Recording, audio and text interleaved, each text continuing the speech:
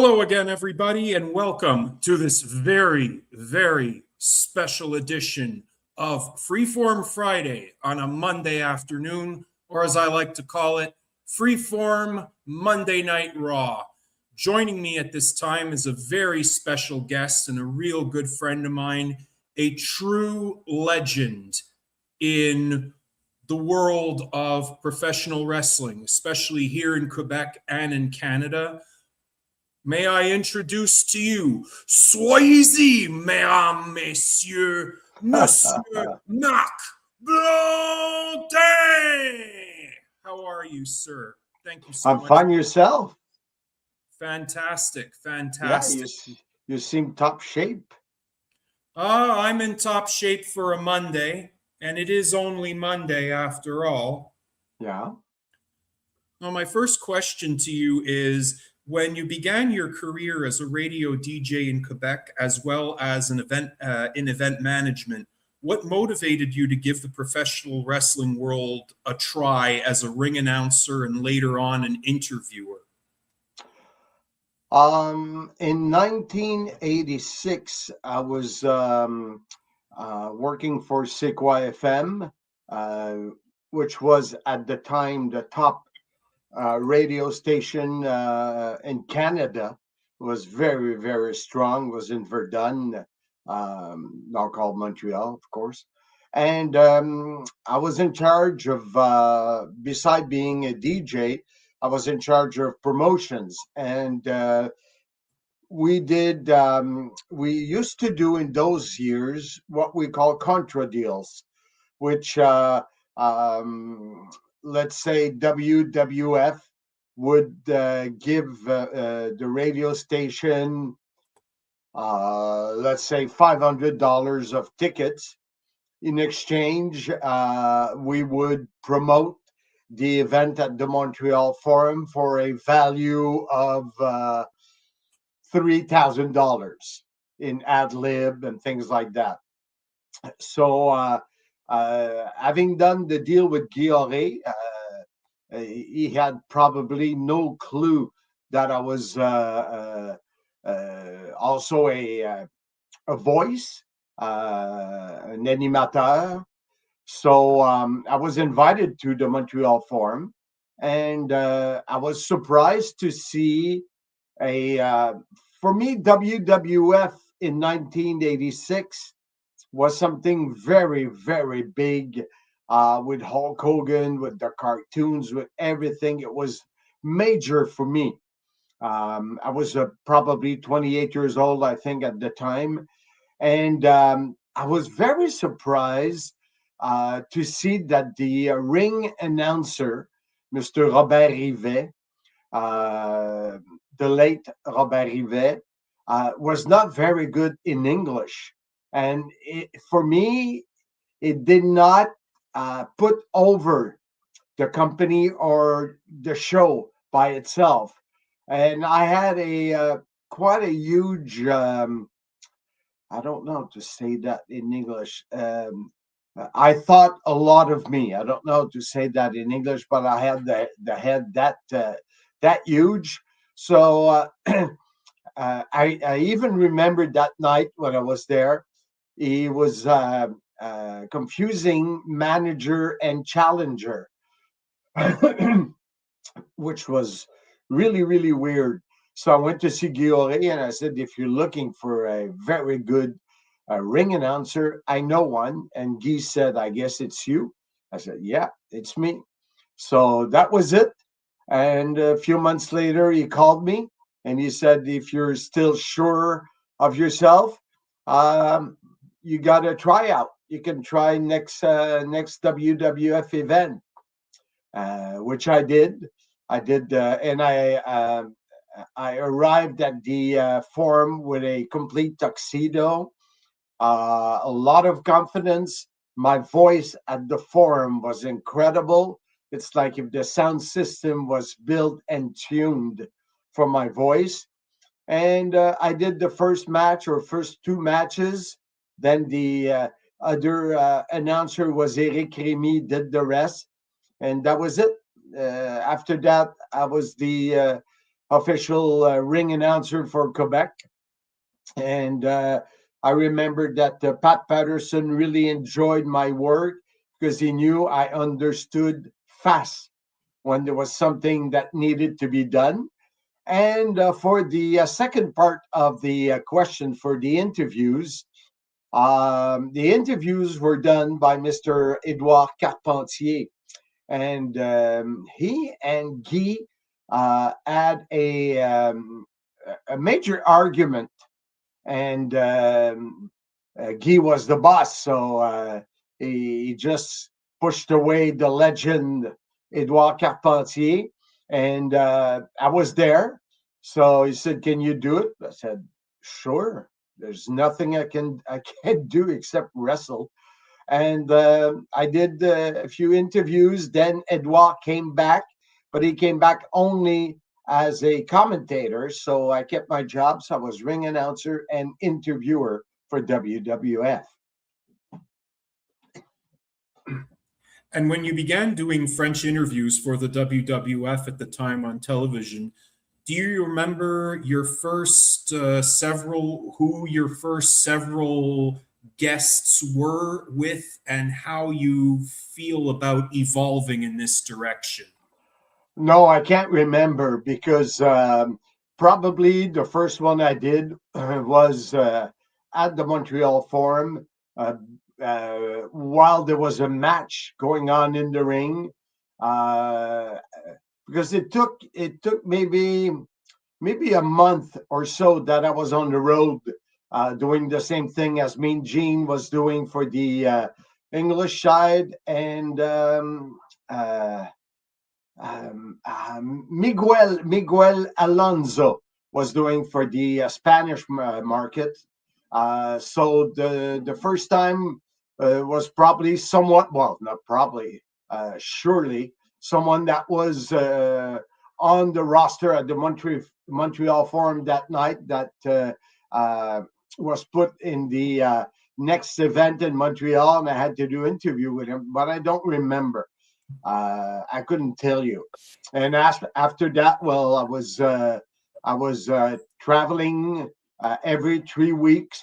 Uh, we were doing 2 towns in 2 nights, which was probably within like the probably the further would be like Montreal, Quebec. See what we do the first day. I would arrive, take the plane in Dorval, Yule, fly to the city, the first city.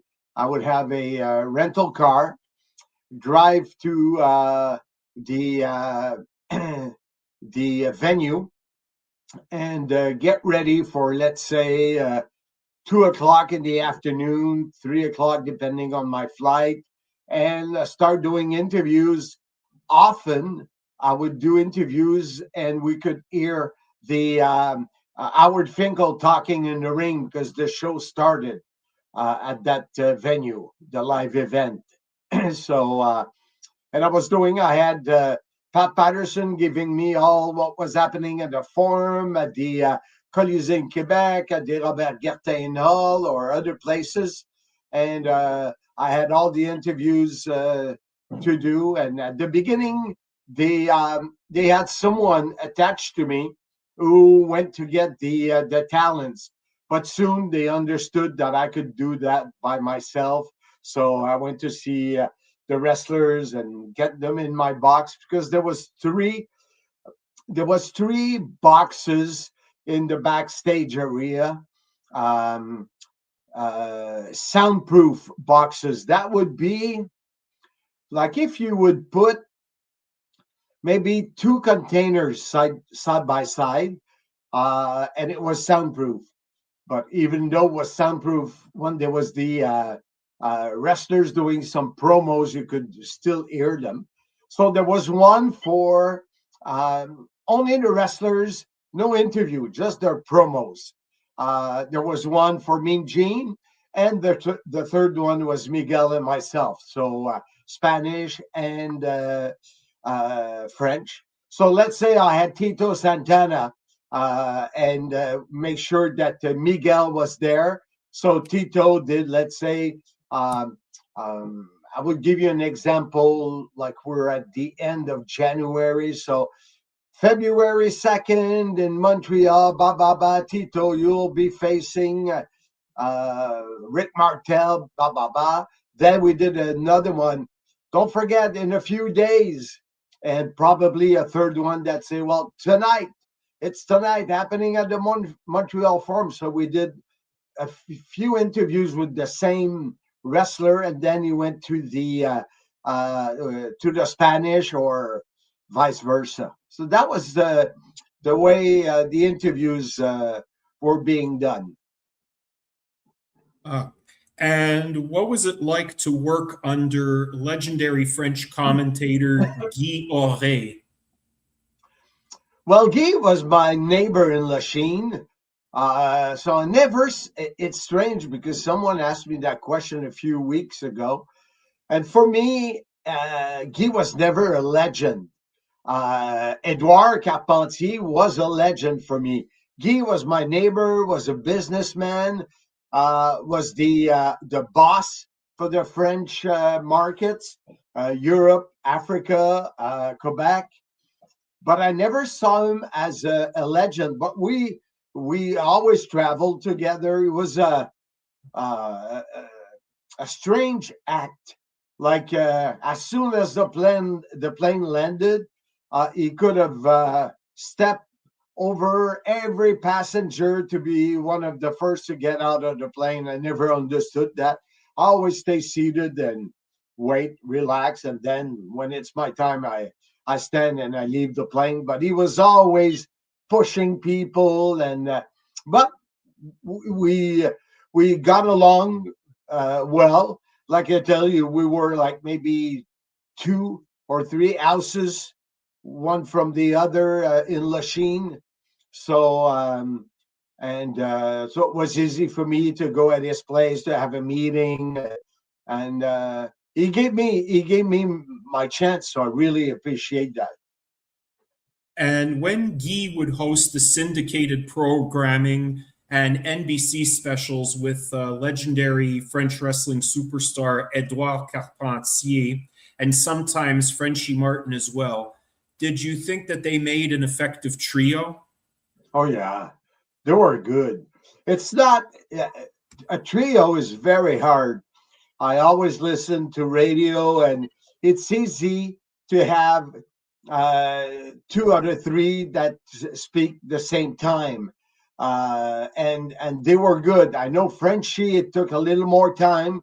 Frenchie, being a wrestler, was good at doing interviews, was good at doing promos, but to blend in a duo like Edouard and Guy, an established duo, it's something else. So it took a bit of time, but his voice was really special, and he was a good heel.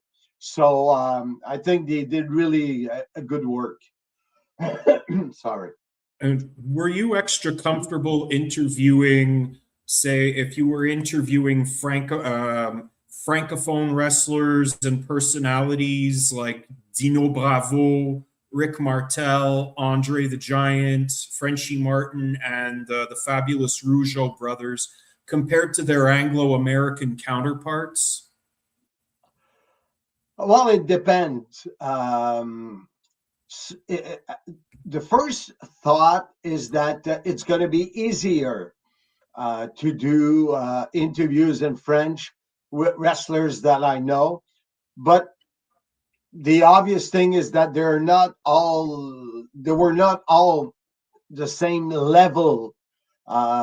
So a good talent, French or English, will give you a good interview. A medium level talent will give you a medium level interview. But um uh, I know with Dino was a lot of fun. That's for sure. Rick Martel also. Um, the Rougeos, that was fun too. Andre was special. So he really scared the out of me.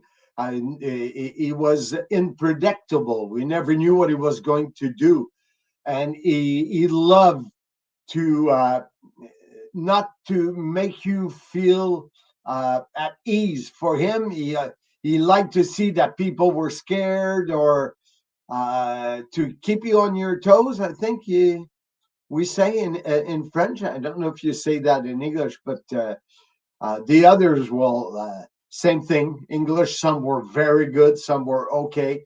So you needed to work more to get the more than a yes or a no out of the question. But I loved that part of the job. I loved it.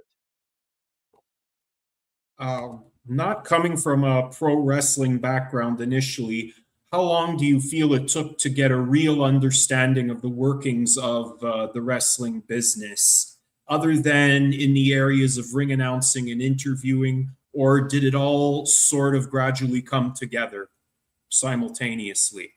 Yeah, I think uh, I understood quite fast the kayfabe business and the way things were going. Um, I remember I was when I was ring announcer and sitting really close to the ring. I was always like moving because I get in a match. If the match is good, I'll believe in the match, which is what we hope every fan has a chance of, getting in the match because you believe it's well built, well executed. So it was like a mark, but I knew how things were going, and I had no problem. Except the first time I went in the Andre the Giant locker room, he said, "Hey, sort d'ici." He didn't know who I was, but uh, I came back and I did what I had to do, and that was it. What was your relationship like with the legendary stickman Mean Gene Okerlund? Good friend of mine. Good friend of mine. I was working for the Montreal Alouettes, and I was doing the promotion, the on-field games and activities, and I met someone who was a friend of Mean Gene, and I hadn't seen Mean Gene for maybe so uh, that was probably around 2009. So I would say it was over 10 years. I haven't seen Mean Gene, and the gentleman wrote him. Uh, I don't know if it was a text or email, whatever. And Mean Gene answered back, say hello to my friend Marc, and to say we always believe in Jean Beliveau. He loved Jean Beliveau, number 4 the Montreal Canadiens, and even if Mr. Beliveau was deceased, he loved to name that name Jean Beliveau. He was a great guy. What a great guy. Did you ever have any interactions with the legends of the previous generation, such as Bruno Sammartino and or superstar Billy Graham? Sammartino, I did see him a few times. I'm sure I did interview in the New York, when we were in the New York area. Um, Billy Graham, I saw him, that's for sure. I saw him. I don't remember doing any interaction or interviews, but being always near Pat Patterson and the Rougeos and Rick Martel, it helped because those guys, uh, Rick wrestled for so many. Uh, I have district in my mind, but promotions all around the U.S. That everyone knew him, so they came to see him. And if I was eating with him or other guys, they introduced. So the interaction was easy. And I was not a shy guy, so.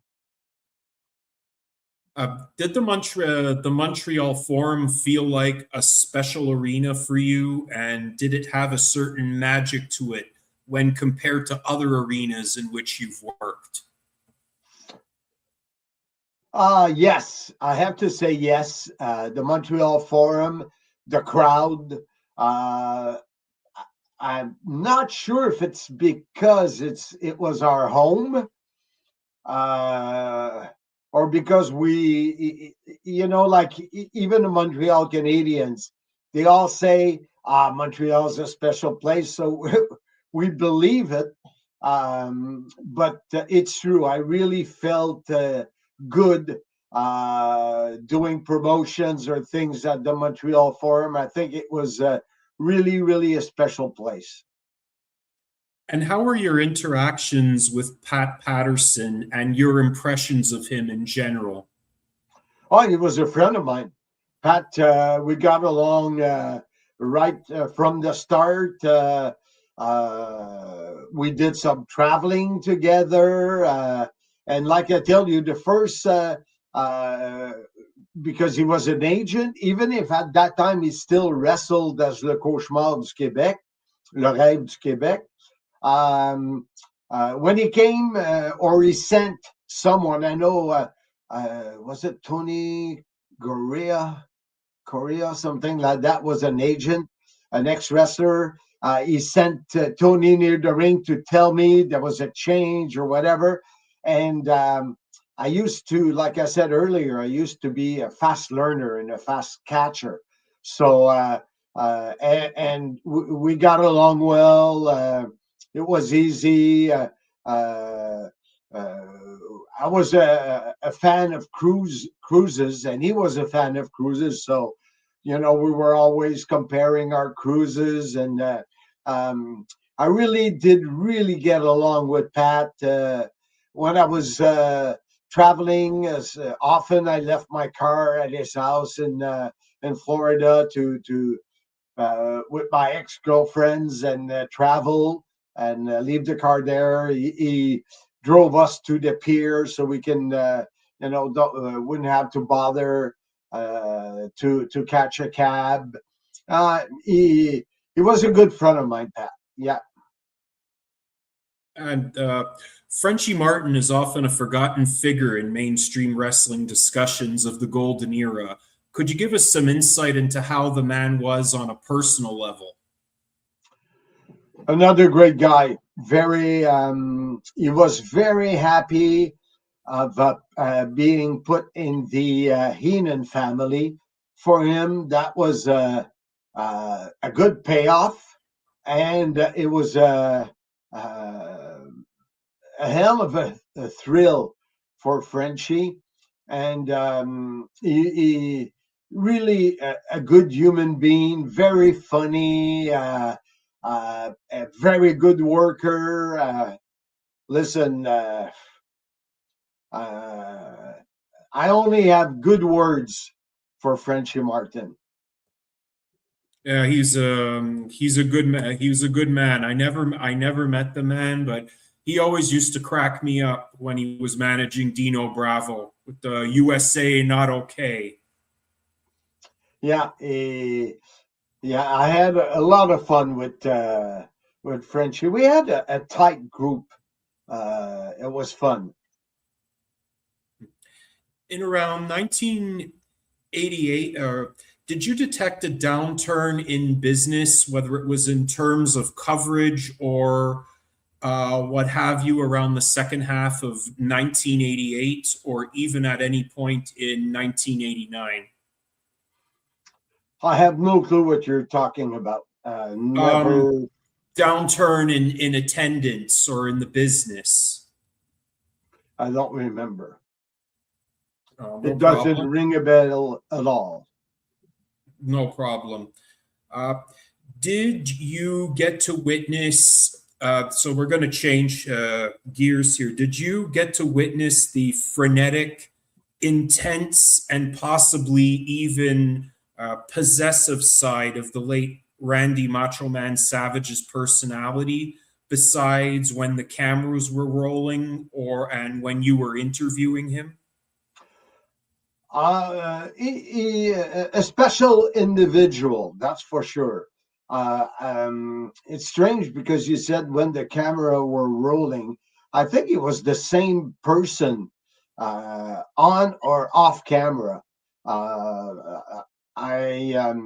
There was one time that I got into trouble with Randy, and probably something that people heard a few times because I always mention that. But we were doing interviews in those boxes, soundproof boxes or studios, whatever. And Pat Patterson came to see me and said, "You have to do another interview." We added Macho Man to the card, Montreal, whatever it is, and wherever it is, and you need to do an interview. But Macho Man was done with the interviews.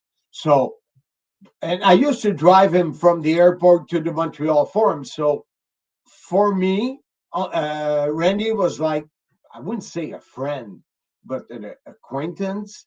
And I didn't have any problem asking him. So I said, Randy, they just gave me word that we need to do another interview in French for blah, blah, blah, blah, blah. So I saw he was not happy about it. But when he came in the box, in the studio to do it, he started giving me shit. But really, really, he was pissed off. And he was giving me a hard time. And I just told him, Randy, I'm just the messenger. I'm not the one. Go see Pat Patterson or go see Vince. They just asked me, but it's like if he didn't want to understand or listen to me. And even I remember all the camera guys, the sound guys, the technicians in that studio, they all left the studio and left me alone with Randy. And after that, it was not the same thing. There was something broken, and I was not happy to be treated like that. I was, they asked me to do an interview. Don't want to do it, just say no. That's it. Don't give me shit. No, But no. I didn't fight with him because I didn't want to hurt him. And did you ever see, because we hear a lot of stories about how he treated him. Miss Elizabeth at the time. Did you ever notice anything like the way he treated her? Because he could be very possessive and very overprotective of her. You could see it. You could see it. It was there in the open. Never left her alone. He was overprotective. You could see. You could sense that no one wanted to go talk to Liz if he was talking at another table. It was awkward. It was awkward. Can you share any memories of Hillbilly Jim, if you have any, as he has made sure to do with you at the forum every time you announced him into the ring? What do you call do-si-do? Was that the dance? The square dance or the swing la baquets. Do-si-do. Yeah, the do. Wow. Always had fun with Jim. I saw him was in 2015 at the same place where the Super Bowl will be held. It was WrestleMania 35, and I never recognized him. He was bald, and he was so different. But Hillbilly Jim was a gentleman. Was always when you did an interview, if I had an idea, he'd go, yeah, and he knew I was a top dancer, and he said, "I know you got the rhythm in you, Mark." like everyone knows. No, I'm just joking. And we that was fun. That was always fun to dance in the ring or outside the ring. I got some great pictures from newspapers. Marc Blondin dances with Hillbilly Jim. It was fun. Uh, do you recall or were you aware of an incident that took place during the 10th of August, 1987? It was a Montreal Forum house show where Outback Jack found himself wrestling Steve Strong, a big star here in Montreal and in Calgary for the Hart family. And Strong decided to do a shoot or turn the match into a shoot. I don't remember that precise moment, but I do remember that Outback Jack was a victim, and that every wrestler who had a chance to pull a rib on him, or we all heard all the stories of Dynamite Kid with Jacques Rougeau, but I think it was worse with Outback Jack. Taking his hat, throwing his hat so far that he can go get it. I remember Outback Jack was the perfect victim for someone who wants to abuse or being a bully. On the other hand, I was probably responsible for the fact that Steve Strong never made it really in WWF. That's something also that is documented. I was at my hotel after, because the first time let's say the first, I don't know, 15 days that you're on the road, you do your interviews, you eat, and you go watch the show. But once you all the aspect of new, and you're tired, you have to drive to the other town or take an early flight. You don't go watch the show. You maybe stay for 15-20 minutes, then you go back at your hotel to relax. And I got a phone call. Jim, what was his name? Jim. I had his. What's that? Jim Powers? No, he was one of the agents. I got a call saying, "Can you come back to the venue, which was across the street? We'd like to have an interview with Steve Strong. He's with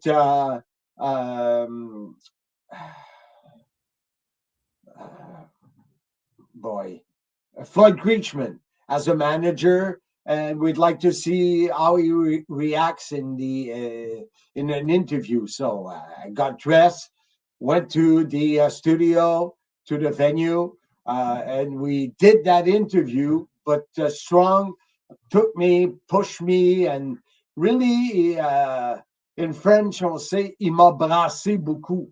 And that's strange, because every wrestler knew that Vince McMahon didn't want anyone to put their hands on the interviewer, because they sold tickets.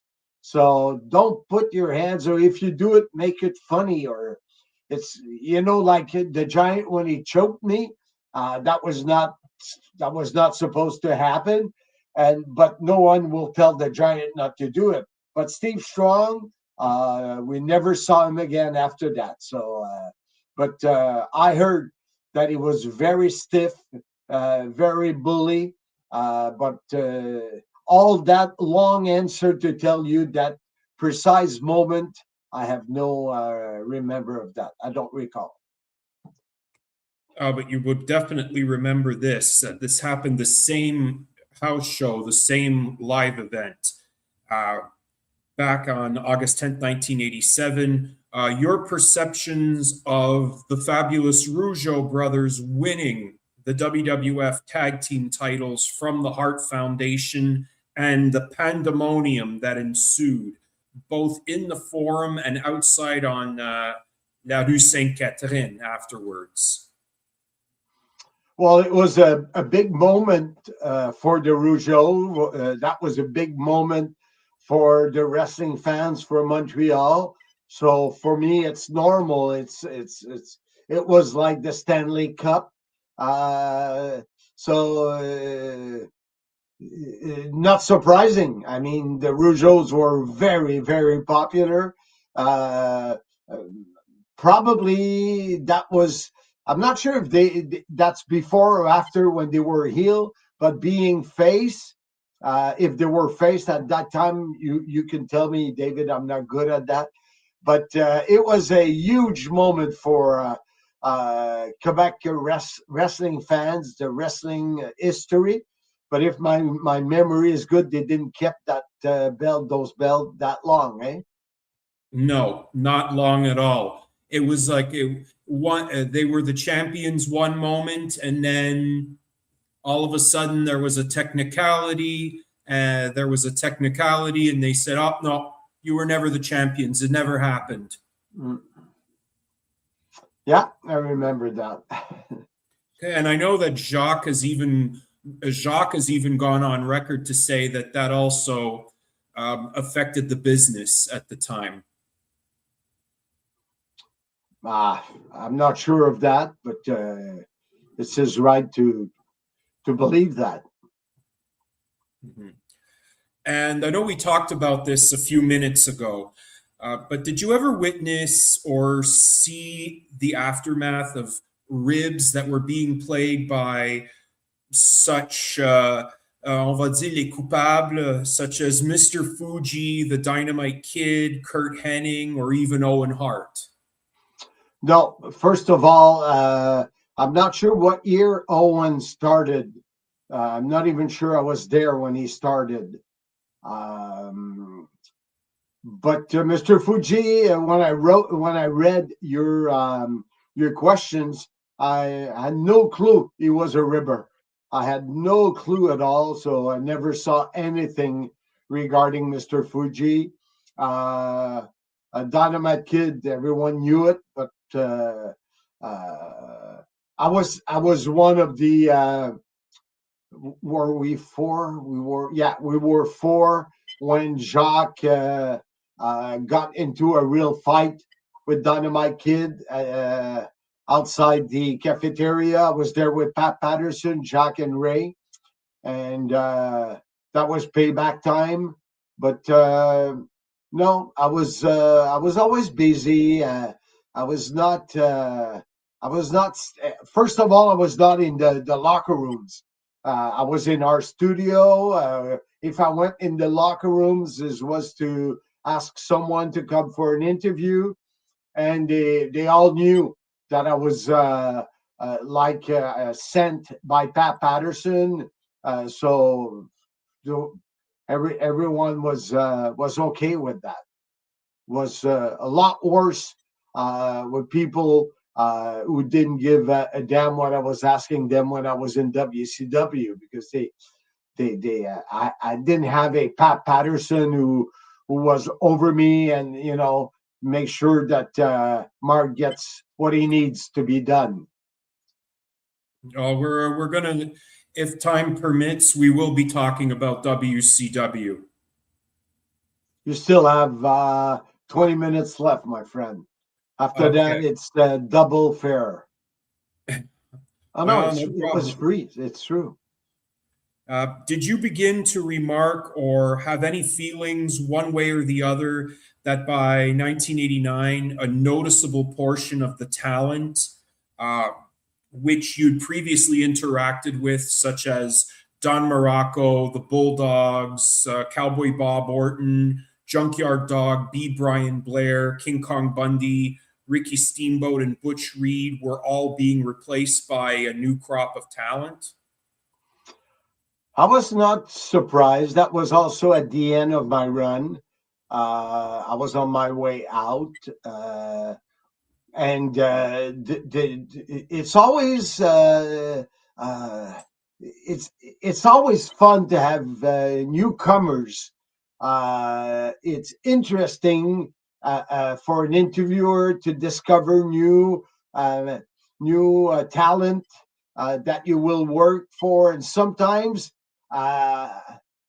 it's not like today where you read all the news. I traveled every 3 weeks with them. So when I got there, I didn't notice, oh, how come Bundy's not here? Or how come I have my job to do? There was some new guys.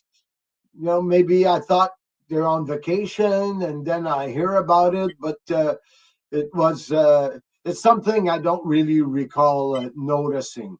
But I know I was always excited to have new talents brought in, and to have the opportunity to establish a good communication and a good interview.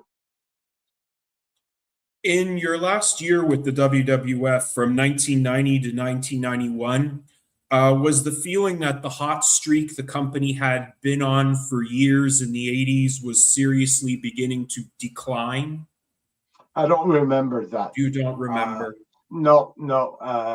I remember that there was in Quebec, there was a strong movement for violence on TV. There was a young girl who got killed. I think it was in the Hull region, or called Gatineau today. And there was a lot of petition, and wrestling was really, really targeted because of the violence on TV. Because of wrestling, people were violent. All the sins in the world were on top of wrestling, or like a dark cloud, because of that poor moment. But that I remember that in the beginning of 1990, that it was not cool to talk about wrestling. The word was that violence in the street everywhere came because of wrestling, which is bullshit. Mhm. And around this time in 1991, you would depart from the WWF. Can you describe your departure and how it all came about, and the circumstances leading up to you leaving and going to work for WCW? Well, the first reason was Raymond Rougeau, who WWF was always like more to work and give some opportunities to wrestlers or people who did give a lot of time to the company. So when Ray became available, he decided to stop wrestling. It was obvious, and at that time, uh, uh, my wife Jess, well, today she's my wife. She was not at the time, but she was pregnant of Cedric, and all that violent stuff was really getting uh, bored me, and I was tired of it. So it all happened in the same time, and at that period of my life, I did not, uh, how can I put this, appreciate enough the opportunity that I had. I took it for granted. So after that, I was sad but at the time was okay, no problem, bye bye, and that's it, that's all.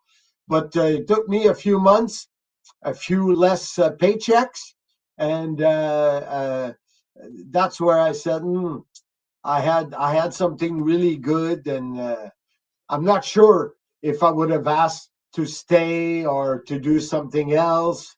What would have happened? I'm not sure. I can't tell. But that's the way it ended for me with the WWF. And But how? but But sorry, David, but someone on the on Facebook and YouTube last week put some videos of WWF 1994, and I'm the ring announcer. Huh? I'm the ring announcer? I didn't have a chance to look at the video, but that means that I was still around. Even if I did work for WCW, I came back as a ring announcer. and how did the deal with WCW come to pass when they aired French language programming on RDS? The first one in 1992, I think, with Richard Charlin, it was not a WCW deal for me. It was RDS who got in touch with me. So there was no contact at all with WCW in those years. That came the second time around in 1996. But the 1991 or 92 with Richard Charlin, we were hired by RDS. So I have no clue how they came with the product. And can you share your thoughts regarding Richard, le magnifique, the magnificent Richard Charlin? Richard Charlin is a piece of no. He's a great gentleman. We were 30 years that we didn't speak. We did talk. We were good friends, and the fact that my second contract with WCW, we went with Michel Le Tourneur because of the European market. Because the first contract was for Europe, was not for RDS. RDS came after Canal Plus in Paris and Belgium. So Richard was bitter, but we had so much fun.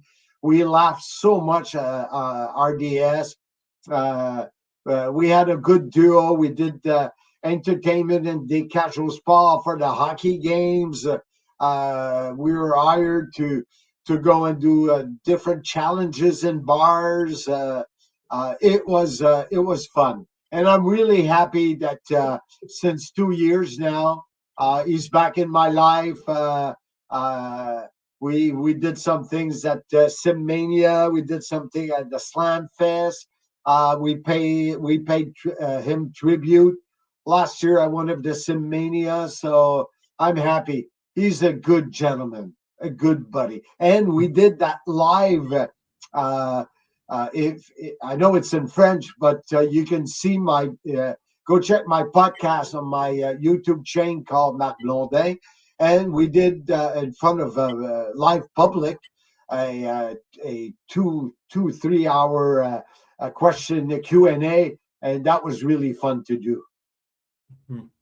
And when you were with the WWF, did you ever watch WCW from the time it was Jim Crockett Promotions before it No. became WCW? No. I was never a big wrestling watcher. I try to know what's happening, who are the wrestlers, but to watch, and in those years it was tough. Today I put YouTube highlights of Raw, and tomorrow morning I'll know everything I need to know what happened tonight. I mean, so but in those years it was different. But no, I had no. I think I didn't even know it existed.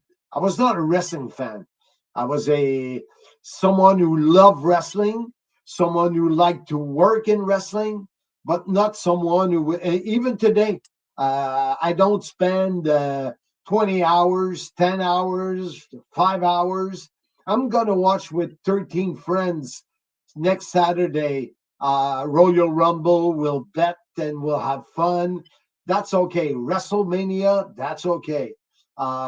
If I was not working last Saturday, I was invited to the Montreal Forum for Saturday night main event, but I was working as an MC at the Casino Wallinac. So, but you'll never see me watch Raw, SmackDown, AEW, even TNA. When I was working for them, I didn't follow each week, but a month prior to do a pay-per-view, then I plugged in and I went to see all the storylines. And when I was there seating with my partner next to the ring for TNA, it's like if I was always there, I think. I hope. What do you remember of the WCW or Jacques Rougeau partnership from Montreal in 1997, where Jacques would take on Hulk Hogan and you had Lex Luger taking on, I believe it was Steve Mongo McMichael, or was it Jeff Jarrett? I believe it was Steve McMichael, and you had PCO taking on the Giant, the Big Show, in an eye patch match. Yeah, well, I was the official ring announcer for Jacques. So everything that Jacques did in those years, I was his ring announcer, and he's the one who got me the deal with WCW. So what I heard is that he offered the deal to Ray, but Ray said no because he wanted to stay with WWF. But even if he had offered the deal to 20 guys before me, I'm still the one who got the job with WCW. So always be happy and how do you say that? Oh boy, I'm starting to be tired. I got problems getting my words. Très content or help me, David, help me. Reconnaissant to Jacques because Jacques got me that job, so I am You're grateful. You appreciate. grateful. You're Yay! Bravo, David. Thank you.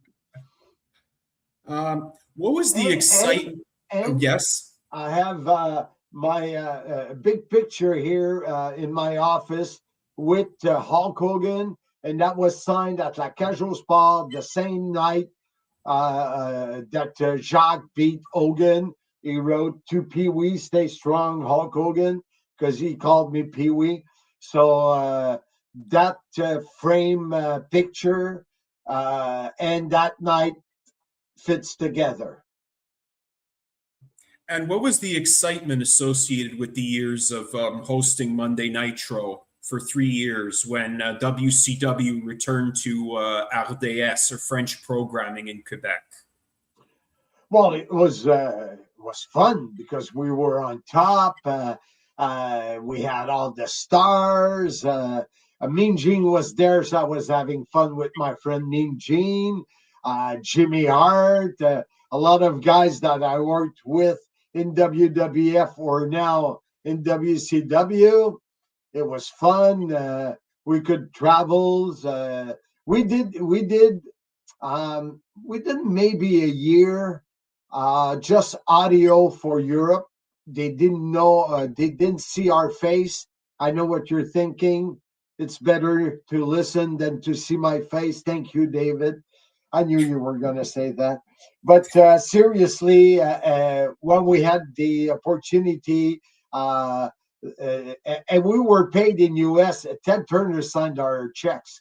I remember that. That was I never kept any of those checks because I put them in my bank account. But it was really well paid. Like all the wrestlers were well paid with WCW. It was the same thing with us. And but it was a fun time. Fun time. It was fun with Michel Le Tourneur also. Mhm. Did you ever meet Eric Bischoff during your time in WCW? And if you did, what was he like as a person to deal with? Because you hear so many different stories about Eric Bischoff. I would love to have a chance to chat with him, grab a beer with him. I contacted him through 83 weeks. But in those years, he had no clue who I was. He was not interested. I remember one day he stopped, he looked at me because I was with Rick Martel and Roddy Piper. And like, is he a fan, or you could tell he was surprised that I was there and that the guys were friendly with me.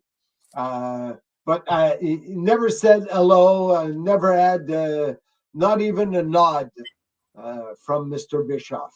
But I'm sure today would be different. Um, you also, well, we're going to wrap things up because we have a few minutes. Talking about your time in, say, TNA, did you find hosting TNA or co-hosting different when PCO left the broadcast booth and Sylvain Grenier and Jean-François Kelly came in? What do you mean exactly? If there was a difference? Did you notice a difference, or Oh did you yeah, see a difference yeah. between the way it was with PCO and then when Sly and when JF Kelly came in? Well, JF Kelly was there even when PCO was there. Was doing a something about the Quebec indie. He had a chronicle of everything that was happening in the indie circuit in Quebec. So Jean-François was not, a factor, but my duo with PCO was probably as good, if not better, than the one with Charlin. Funny, just the size of his arms and everything. And we had we had complicité. How would you say that in English? Woof. We, Complicity. if that word is good, let's use it. And we were good friends. It was fun. Sylvain was different. Sylvain, it took some time. He was he was special, Sylvain, but it was still good, still fun. But he was more on TV of an average good-looking guy. The first, and also the way they dressed. Sly and I, in those years, we had to dress with a jacket and a shirt, and but PCO could dress like he wanted to dress, so he looked the part of a wrestler, and I think that visually was different than, oh, there's a guy with Marc Blondin that looks big, but he looks also like a model, or it was different. But I love working with the two guys. And do you ever wish you could experience another time like the Monday Night Wars of the 1990s? I don't understand the question.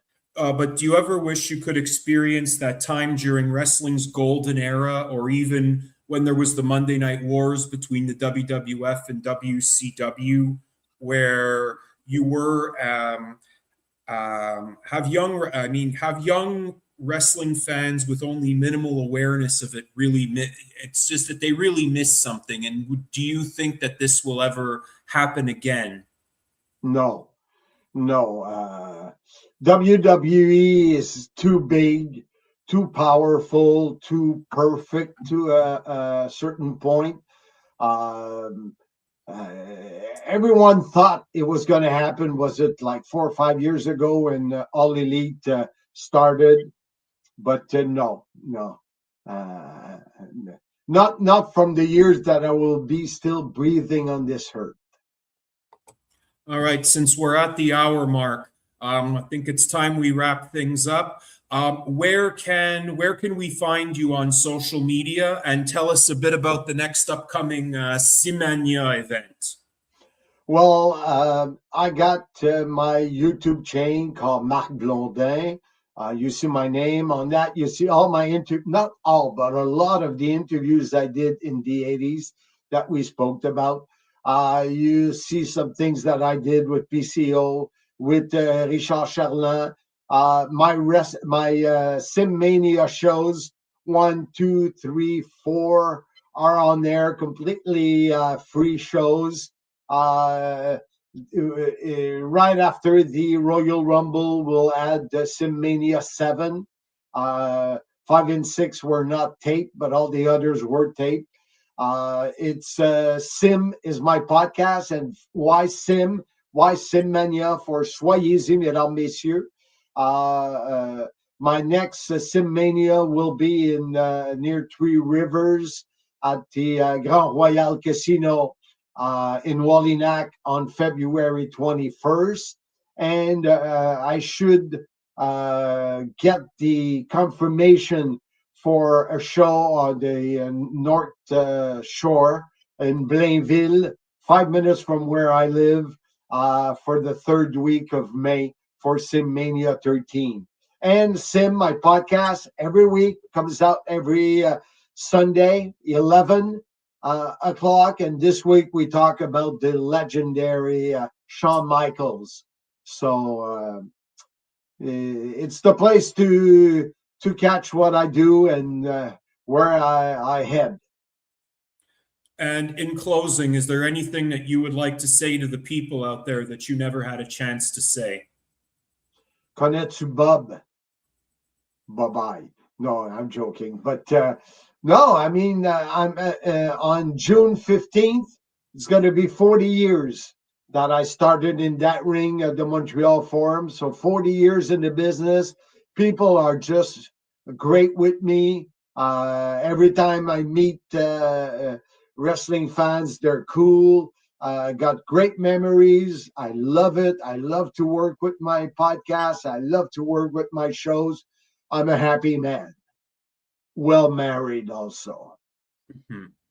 And you've made me a very happy man. I'm very happy that you took some time out of your day to do this with me. I really greatly appreciate it.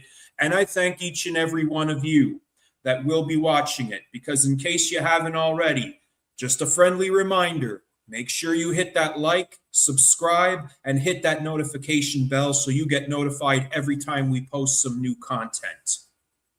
And David, in my office, you were so great of selling me some props and some collector's item. I don't know how many items, but maybe 10, 12, 15 that came from your private collection. I really appreciate that, my friend. It was my pleasure. It was my pleasure, and I'm glad it went to a good home. Number one. All right. Merci infiniment, Marc Blondin. Merci tout le monde. J'espère qu'on pourrait faire ça une autre journée. I hope we can do many more of these because there's so much we can talk about. I'm always there. All right. Take care, everybody. Merci beaucoup, and we will see you next time. Salut. Bye-bye.